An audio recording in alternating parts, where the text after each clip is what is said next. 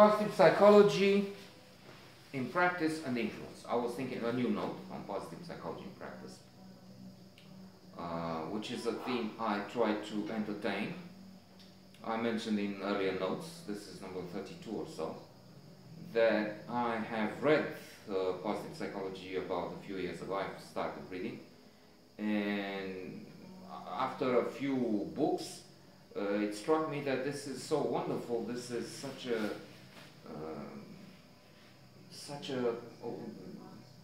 tremendous, resplendent secret that we need to share it with all. And it should be easy, and it would make so much sense to have, for instance, this country, this land, who is depressed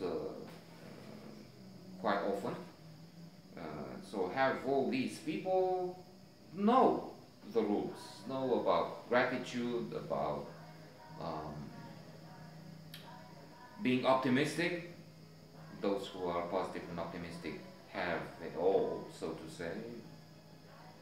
Wonderful professional life, private life. They live longer, they get sick less often. When they do get ill, they stay for fewer days than the rest, and so on and so on. On the level of the country, this is the gains would be even more impressive.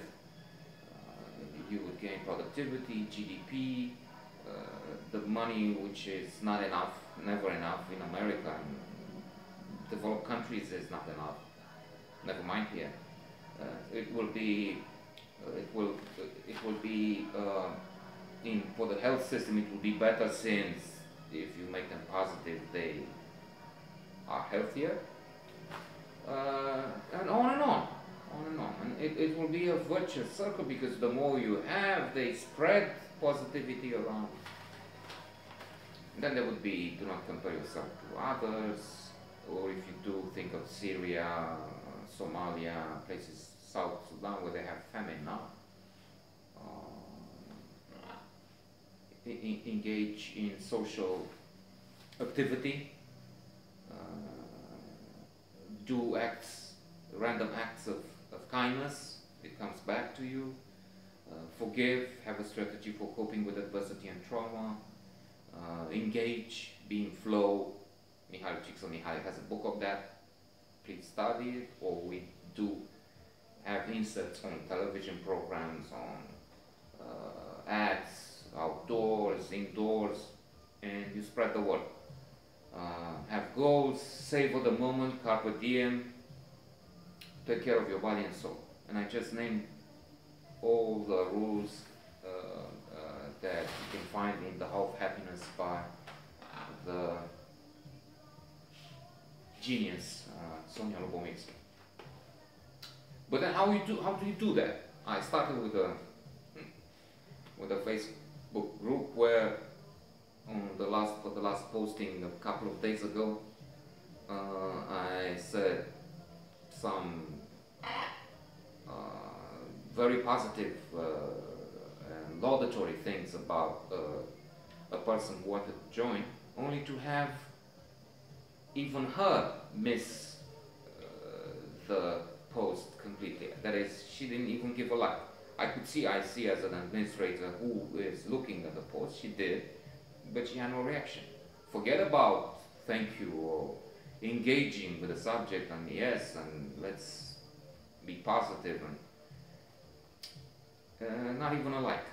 I was thinking that's depressive maybe, and that's admitting failure and getting on the reverse path, negative spiral, which can happen, to delete the post altogether or comment and say, well, so much for the Messiah. I was referring in that to Monty Python's Life of Brian and the Messiah. Oh, Brian, you're the Messiah. And the three wise men. Laughing is good. But I don't know, maybe I just let the post alone. It just goes to say that it's not really um, working, forget the country and the land all having big numbers of important percentages, finding out about positive psychology and then getting the impact and the benefits. It doesn't seem to work on such a small level. It's also true that if if one or a few of those 30 who watch the post, they don't need to like. The point here is to try and share this and not expect a return. Just the fact of sharing, of doing this would help you. Dalai Lama said at one point, if you're compassionate and send compassionate thoughts, 100% comes back. Not influenced by the percentage that is really received. You just have to, in other words, if it's nobody reading, liking, commenting, which is maybe the case, it could be irrelevant. I'm trying. The impact on the other side should not be so important.